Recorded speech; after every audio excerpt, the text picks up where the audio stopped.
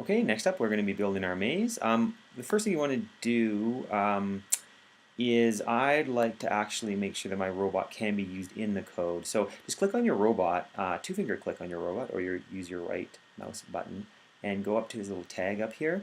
And we're going to change the name of this from Tinker to Robot, so it's easy to remember. And you have to click on this to be able to code the robot. So make sure that that is on. Okay, once we're out of there, I'm going to build just a couple turns for my robot to go through. So I'm actually going to back my camera up. I'm going to move my robot up a little bit. And let's go into library in the corner here. We're going to click on building this in the bottom left corner, and we're just going to use simple brick walls to build our start of our maze. So I'm just going to use this little arrow to bring my brick wall up. I'm going to use this little blue circle to turn my brick wall, and I'm going to use this red arrow to bring my brick wall out.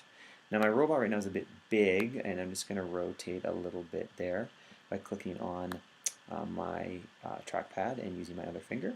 And I'm going to shrink my robot down. He's way too large. I'm just going to put him maybe in the camera in a better position there.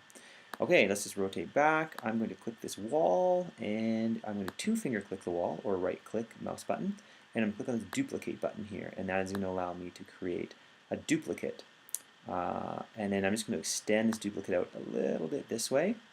And then what I'm going to do is I'm going to duplicate this wall, and so I'm going to continue to duplicate the walls, and I'm going to connect this over right about here, and I'm just going to rotate that wall, and then seat it kind of hooking into the other wall.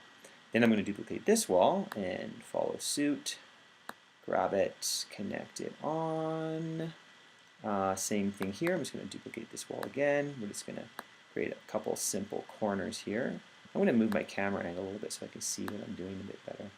And then all I'm going to do is I'm going to duplicate this wall here and move it over. Now if you don't want it to be so choppy and snappy, click on snapping and you can unclick that. That'll get rid of the grid and you can move things around fluidly.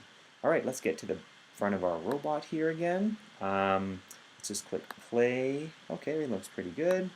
Now I talked about the camera. So if you two-finger click the camera and click on the or hover over the camera icon, you see my camera's in a fixed position. If I click walk, it'll be W, S, A, and D, and you can actually jump with the spacebar.